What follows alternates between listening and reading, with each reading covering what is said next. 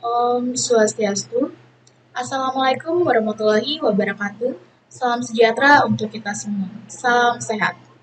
Halo teman-teman, kembali lagi bersama saya Fitri Widiantari dari Program Studi Pendidikan Kimia semester 5. Nah, pada kesempatan kali ini saya akan menjelaskan dan membahas beberapa soal ujian tengah semester praktikum kimia organik.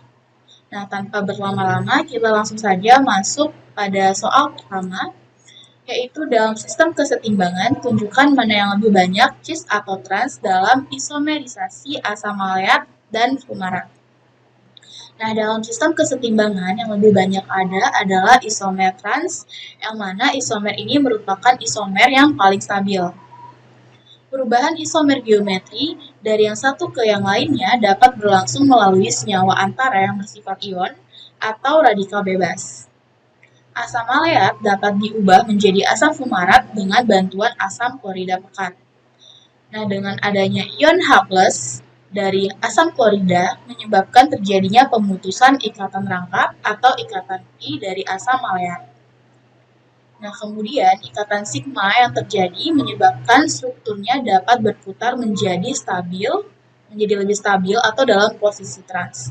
Kemudian pelepasan ion hidrogen menyebabkan terbentuknya asam fumarat pada akhir reaksi. Yang mana teman-teman bisa lihat sendiri mekanisme perubahan geometrinya pada slide yang telah ditampilkan. Kemudian soal nomor 2, kencur atau Kaempferia galangalin merupakan salah satu jenis tanaman obat yang tergolong dalam suku jahe-jahean atau Zingiberaceae dan banyak digunakan sebagai bahan baku obat tradisional seperti jamu, dapat digunakan dalam fitofarmaka, industri kosmetika, penyedap makanan dan minuman, rempah, serta bahan campuran saus rokok pada industri rokok kretek. Bahkan juga dapat dimanfaatkan sebagai bioinsektisida.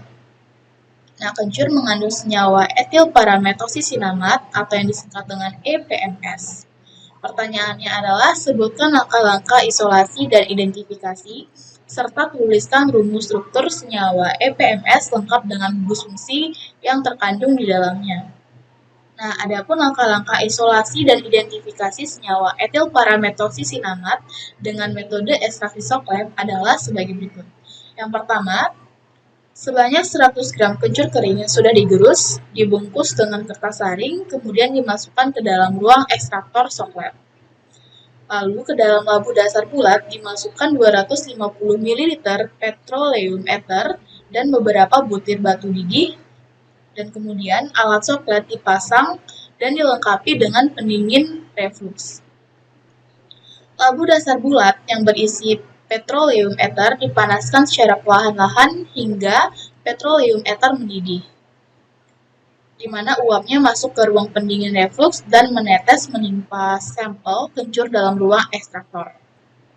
Nah, ekstraksi dilakukan secara kontinu selama 3 jam, yang mana setelah dihentikan, ekstrak kemudian didinginkan, disaring, dan dipekatkan dengan jalan menguapkan pelarutnya dengan evaporatory vakum hingga volumenya menjadi 50 ml. Nah, residunya yang terbentuk kemudian didinginkan dalam penangas es sampai terbentuk suatu kristal. Kristal yang terbentuk dipisahkan dari pelarutnya dan direkristalisasi dengan etanol, sehingga diperoleh kristal etilparametosisinamat murni dengan titik leleh 48 sampai 49 derajat Celcius. Selanjutnya yang bagian B, etilparametosisinamat atau EPMS dengan rumus molekul C12H13O3 memiliki struktur molekul sebagai berikut, yang mana teman-teman bisa lihat sendiri pada slide. Ini merupakan struktur dari etilparametosisinamat, yang mana EPMS termasuk dalam golongan senyawa ester yang mengandung cincin benzena dan gugus metoksi yang bersifat non-polar dan juga gugus karbonil yang mengikat etil yang bersifat sedikit polar. Yaitu soal nomor 3. Berikut adalah salah satu contoh reaksi sintesis suatu senyawa organik. Pertanyaan pertama, apakah jenis reaksinya? Reaksi di atas merupakan reaksi kondensasi aldol yang melibatkan reaksi adisi, di mana reaksi adisi ini merupakan reaksi pemutusan ikatan rangkap. Jadi dalam kondisi basah, misalnya kita melarutkan asetaldehida dengan natrium hidroksida dalam air, maka akan terbentuk ion enolat berkonsentrasi rendah. Di mana reaksi ini terjadi secara reversibel, yang mana ion enolat akan bereaksi dengan suatu aldehida lain dalam bentuk yang sama dengan cara mengadisi pada karbon karbonil untuk membentuk suatu ion alkoksida yang nantinya akan memprotonasi di dalam air untuk menghasilkan suatu produk aldol. Nah, untuk pertanyaan yang B, mekanisme reaksi yang mungkin terjadi adalah sebagai berikut. Yang mana pertama terjadinya pembentukan enolat dari senyawa aldehida, di mana ion hidroksida akan menyerang hidrogen alfa, kemudian hidrogen akan pergi tanpa membawa pasangan elektron dan membentuk air. Sehingga C hidrogen alfa akan bersifat negatif karena kehilangan satu hidrogen alfa dan terbentuklah ion enolat. Ion enolat yang terbentuk akan mengalami resonansi karena mencari posisi yang lebih stabil. Kemudian, enolat akan menyerang aldehid yang lain, di mana dalam tahap ini terjadi proses pemutusan ikatan rangkap atau adisi, yaitu penambahan senyawa kecil atau lebih untuk membentuk senyawa yang lebih besar tanpa menghilangkan senyawa lainnya. Maka terbentuklah ion alkoksida yang bermuatan negatif. Dalam tahap ini, ion alkoksida akan bereaksi dengan asam basa dalam air, di mana ion alkoksida tersebut akan menyerang hidrogen, kemudian terbentuk suatu produk yaitu aldol. Suatu aldol dapat mengalami dehidrasi karena ikatan rangkap dalam produk berkonjugasi dengan gugus karbonilnya, di mana dalam katalis basa dalam air, gugus pergi hidroksida merupakan gugus pergi yang tidak baik. Nah, teman-teman bisa perhatikan mekanisme-mekanisme yang terdapat pada slide. Selanjutnya soal nomor 4. Berikut adalah mekanisme reaksi dalam senyawa organik. Nah, reaksi ini merupakan reaksi sikloheksana dari sikloheksanol melalui reaksi eliminasi, di mana reaksi eliminasi ini merupakan kebalikan dari reaksi adisi. Jadi, reaksi eliminasi adalah reaksi pembentukan ikatan rangkap. Yang kedua, jelaskan mekanisme reaksi tersebut. Nah, mekanismenya adalah sepasangan elektron yang terdapat pada atom U, gugus hidroksi menyerang ion hidrogen yang berasal dari ionisasi asam fosfat.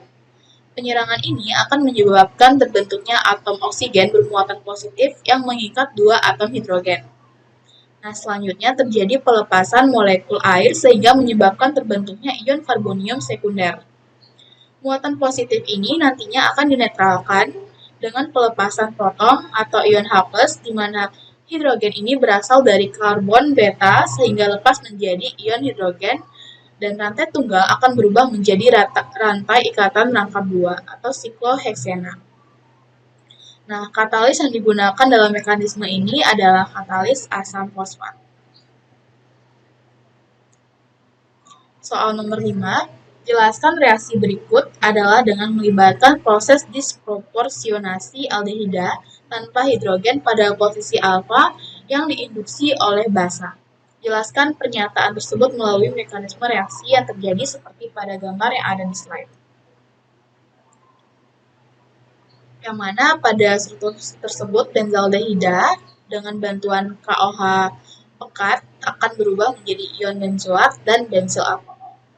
Nah, saya langsung saja jelaskan bahwa reaksi Cannizzaro yaitu jika suatu aldehida tanpa hidrogen alfa dipanasi dengan larutan hidroksida pekat. Maka akan terjadi reaksi disproporsionasi atau dismutasi, di mana separuh aldehida akan teroksidasi menjadi asam karboksilat dan separuhnya yang lain akan tereduksi menjadi suatu alkohol. Nah, adapun mekanismenya adalah sebagai berikut, yang mana reaksi Cannizzaro ini diawali oleh serangan ion hidroksida pada karbon karbonil yang disusul dengan suatu serah terima hidrida. Mula-mula suatu benzaldehida diserang oleh ion hidroksida dari basa kuat untuk membentuk suatu anion. Nah, karena anion tersebut tidak stabil, maka terjadilah perpindahan sepasang elektron bebas untuk membentuk suatu ikatan rangkap yang lebih stabil. Akibatnya, atom hidrogen berpindah ke atom karbonil dari suatu benzaldehida yang lain dan terbentuk suatu struktur intermediate, yaitu asam benzoat dan ion enolat. Nah, anion tersebut dapat memindahkan ion hidrida ke atom karbonil di dalam molekul aldehida lain. Setelah itu terjadi perpindahan proton untuk menghasilkan anion karboksil dan alkohol. Ion benzoat terlarut dalam lapisan air, sedangkan bensil alkohol akan terlarut dalam ether. Nomor 6. Etanol merupakan senyawa organik yang berhasil dari pengubahan glukosa oleh Saccharomyces cerevisiae. Untuk meningkatkan kadar alkohol, maka perlu dilakukan suatu destilasi. Pertanyaannya yaitu gambarkan rangkaian alat destilasi sederhana dengan posisi termometer yang tepat dan benar untuk mengukur titik-titik zat cair dalam jumlah yang banyak. Nah, ditinjau dari penggunaan energi, mana yang lebih efisien, mendestilasi di daerah pegunungan atau di tepi pantai? Mengapa demikian? Nah, jadi teman-teman bisa lihat sendiri rangkaian alat destilasi yang tertera pada slide, di mana rangkaian alat destilasi ini terdiri dari termometer, ada burner, kemudian kondensor, dan ada wadah penampung hasil destilasi yaitu labu Erlenmeyer. Kemudian juga ada hasil destilasinya. Nah, destilasi merupakan salah satu metode pemisahan yang didasarkan atas perbedaan kecepatan dan kemudahan dalam penguap. Untuk mempercepat proses penguapan larutan yang akan didestilasi, maka dibutuhkan suhu lingkungan yang lebih panas. Maka dari itu, mendestilasi larutan di tepi pantai lebih efektif dibandingkan dengan mendestilasi di pegunungan. Hal ini karena suhu di pantai relatif lebih tinggi sehingga dapat membantu proses penguapan larutan yang akan didestilasi menjadi lebih cepat. Selanjutnya soal nomor 7. Suatu sampel diambil dari suatu endapan di dasar Samudra Atlantik, yang mana endapan ini berwarna biru keputihan. Nah, jika Anda diminta untuk menganalisis apakah endapan itu merupakan material organik atau bukan, maka jelaskan langkah-langkah yang Anda lakukan di laboratorium sehingga dapat mengambil kesimpulan yang tepat. Nah, jadi teman-teman, senyawa organik selain mengandung karbon hidrogen, juga mengandung unsur lain seperti oksigen, nitrogen, belerang, halogen, dan mengandung berbagai gugus fungsi dan sifat kimia lainnya. Nah, untuk menganalisis apakah endapan tersebut merupakan material organik atau bukan, maka perlu dilakukan beberapa uji dengan berbagai macam reaksi. Nah, yang pertama itu kita harus menentukan titik leleh, titik didih, dan indeks bias dari sampel yang akan kita analisis.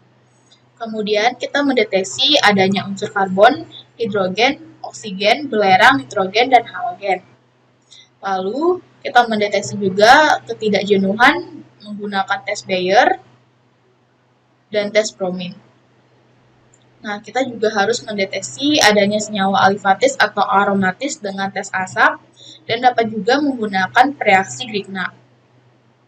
Lalu mendeteksi adanya gugus hidroksi dengan tes asetilklorida, mendeteksi gugus fenolat dengan tes ferriklorida, mendeteksi gugus aldehida dengan tes Fehling menggunakan reaksi Fehling A, yaitu CuSO4 dalam asam asetat, dan Fehling B yaitu garam Rochelle dalam larutan natrium hidroksida, serta tes Tollens menggunakan reaksi perak nitrat dan natrium hidroksida.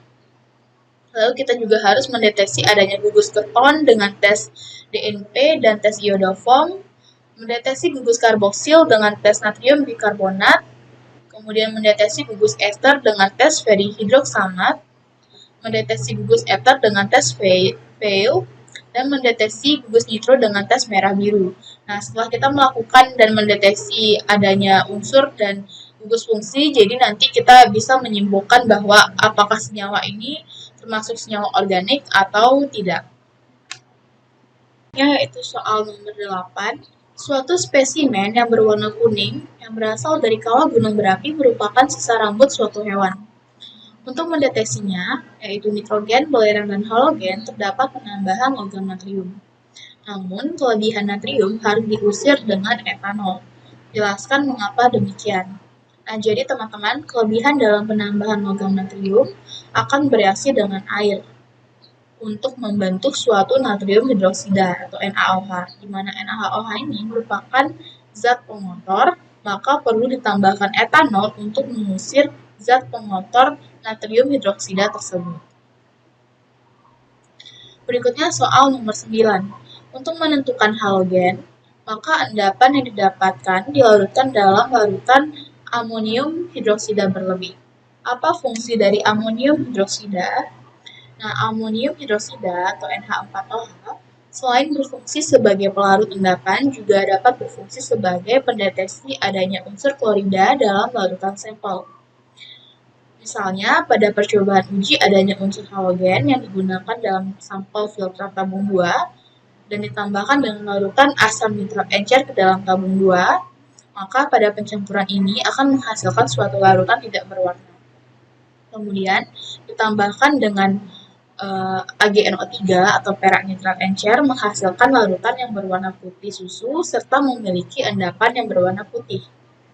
Nah, lalu larutan ini ditambahkan dengan larutan amonium hidroksida sehingga terjadi perubahan warna pada filtrat menjadi bening atau tidak berwarna. Namun tetap memiliki endapan putih serta menimbulkan bau gas yang sangat menyengat. Jika dalam suatu larutan terdapat unsur halogen, maka ditandai dengan endapan dan larutan yang berwarna putih. Nah, dalam percobaan, jika filtrat tabung 2 mengandung unsur halogen, maka saat dicampurkan dengan larutan amonium hidroksida, maka filtrat akan berubah warna menjadi bening atau tidak berwarna. Nah, hal ini menunjukkan bahwa tabung 2 mengandung unsur klorida. Adapun persamaan reaksinya, seperti teman-teman bisa lihat pada slide, di mana sampel bereaksi dengan perak nitrat akan menghasilkan suatu endapan putih AgCl. Nah, kemudian endapan ini ditambahi larutan amonium hidroksida akan menghasilkan suatu sampel AgNH3 2 kali Cl dan juga H2O. Selanjutnya soal nomor 10. Selain dengan uji asap, dengan reaksi apakah senyawa alifatis dapat dibedakan dari senyawa aromatis? Jadi, selain dengan uji asap, senyawa alifatis dapat dibedakan dari senyawa aromatis dengan menggunakan reaksi Grignard.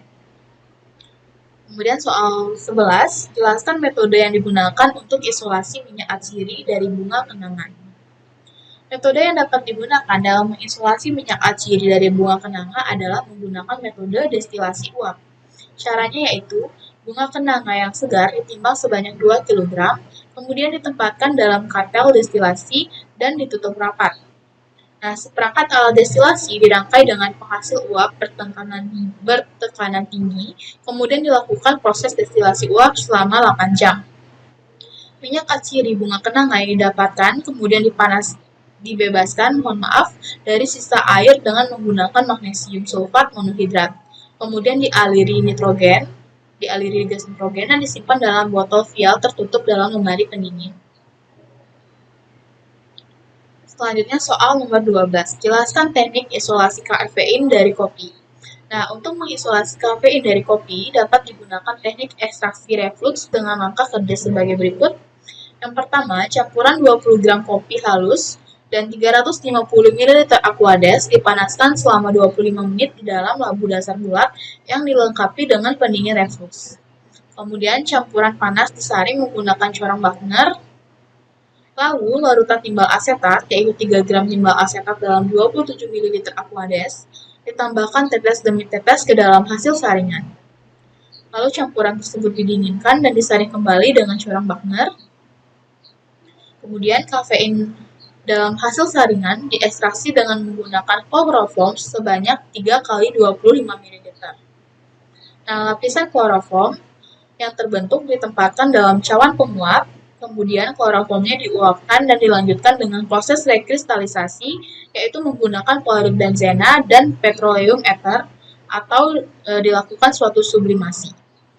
Teman-teman, demikianlah pembahasan mengenai 12 soal ujian akhir semester yang dapat saya sampaikan. Saya mohon maaf apabila terdapat kesalahan kata baik disengaja maupun tidak disengaja.